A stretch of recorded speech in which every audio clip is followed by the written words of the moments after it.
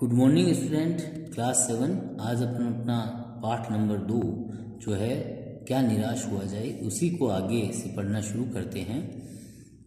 जो हमने पढ़ा उसको हमने वापस पढ़ा होगा, वापस उसको समझा होगा। आज उससे आगे की तरफ बढ़ना शुरू करते हैं। भारतवर्ष ने कभी भी भौतिक वस्तुओं के संग्रह को अधिक महत्व नहीं दिया, यानी अपने जो सुख आराम की जो चीज़ें हैं उनको अधिक महत्व नहीं दिया हमारे भारतवर्ष में लोगों ने। उसकी दृष्टि से मनुष्य के भीतर जो महान आंतरिक तत्व स्थिर भाव से बैठा है वही चरम और परम है। यानी हमारे जो लोग हैं वो यही सोचा करते थे कि हर एक मनुष्य के अंदर एक महान आंतरिक शक्ति, वो ईश्वर हर एक के मन में बैठा हुआ है और वही हमारे जीवन का, ठीक है ना, चरम का मतलब जो अंत है वो वही है और वही सबसे बड़ा है, सबसे परम है। लोभ, मोह, कर्म, क्रोध आदि विकास मनुष्य में स्वाभाविक रूप से विद्यमान रहते हैं। यानी लोभ, मोह, कर्म, क्रोध ये तो व्यक्ति के अंदर के भाव हैं जो हर एक जो है व्यक्ति के विकास और मनुष्य में अपने आप ही स्वाभाविक रूप से ही मौजूद रहते हैं, पर उन्हें प्रधान शक्तिमान सेना और अपने मन तथा बुद्धि को उन्हीं के इशारे पर छोड़ देना बहुत निकृष्ट आचरण है।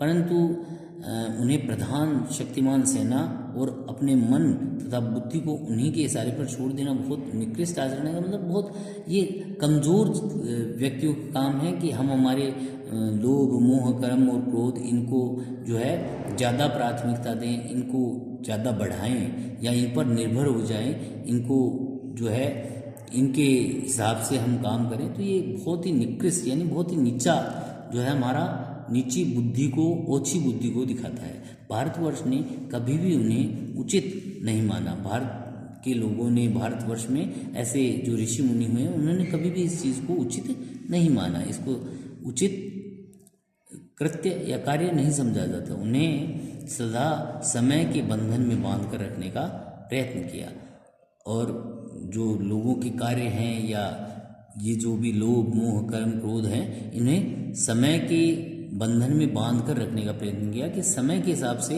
ये जो कार्य हैं ये किए जाएं तो वो उचित लगते हैं। परंतु यदि हम इन्हीं के दास हो जाएं या इन्हीं के हिसाब से अपने आप को काम करें, छोड़ दें इनके इशारे पर, तो ये उचित नहीं है। तो परंतु भूख की उपेक्षा नहीं की जा सकती। परंतु जो हमें ऐसा थोड़ी है कि हमें भूख लगी है और हम उसको जो है छोड़ दें कि कोई बात नहीं, भूख लगी है, खाना नहीं खाते।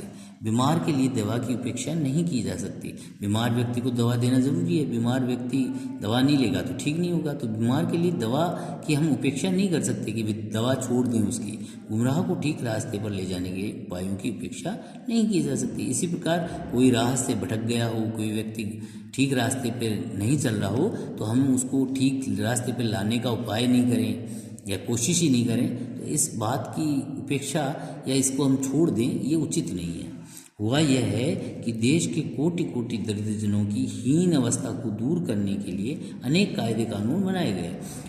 हुआ यह है अभी इन दिनों कि देश के जो गरीब लोग हैं, जो बहुत हीन अवस्था में हैं, बहुत दुखी अवस्था में हैं, उनको दूर करने के लिए बहुत सारे कानून कायदे बनाए गए। जैसे कृषि उद्योग है, जो कृषि उद्योग, वाणिज्य, शिक्षा और स्वास्थ्य की स्थिति को अधिक उन्नत और सुचारू बनाने के लक्ष्य से प्रेरित हैं। परंतु कुछ लोग इन कार्यों को में लक्ष्य को भूल जाते हैं और अपनी ही सुख सुविधा की ओर ज़्यादा ध्यान देने लगते हैं।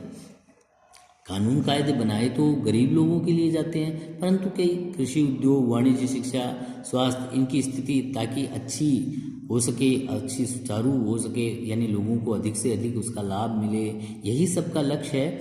यही मूल भावना रहती है कोई भी कायदा या कानून बनाने में। परंतु कुछ लोग जो है वो अपने इन कार्यों में अपने लक्ष्य को भूल जाते हैं, यानी वो इन मूल भावनाओं की उपेक्षा करते हैं, इन मूल भावनाओं को आदर नहीं देते और अपने ही स्वार्थ को प्राथमिकता देते हैं और अपनी सुख सुविधाओं को बढ़ाने में ज़्यादा ध्यान देते हैं। तो व्यक्ति चित्त हर समय आदर्शों द्वारा चलित नहीं होता।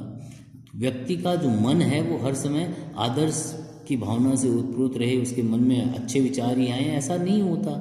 जितने बड़े पैमाने पर इन क्षेत्रों में मनुष्य की उन्नति के विधान बनाए गए हैं उतनी ही मात्रा में लोभ मोह जैसे विकार भी विस्तृत होते गए।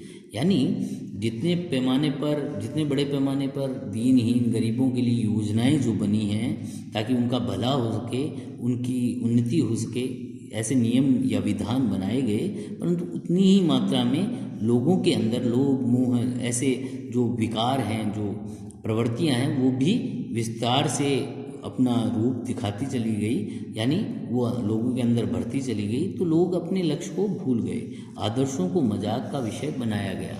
आदर्श हैं वो मजाक का विषय बन गए। जो कोई अच्छे सही रास्ते पर चलता है उसका मजाक उड़ाया जाता है और संयम को दकियानुसी मान लिया गया।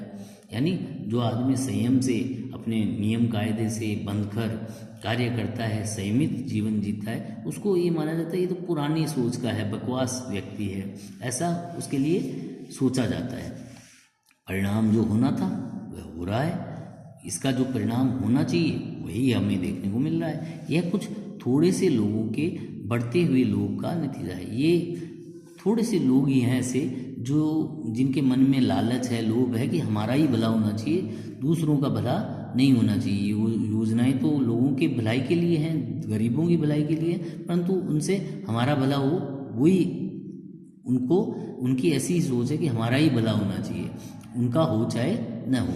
परंतु इससे भारतवर्ष के पुराने आदर्श और भी अधिक स्पष्ट रूप से महान और उपयोगी दिखाई देने लगे हैं। परंतु इससे हमारे भारत देश के जो पुरानी संस्कृति है, पुराने आदर्श है, वो और अधिक स्पष्ट और महान यानी वो कितने बड़ी सोच वाले लोग थे, कितने उपयोगी थे वो आदर्श, ये हमें आज पता चलता है जब हम लोगों में उनकी कमी देखते हैं।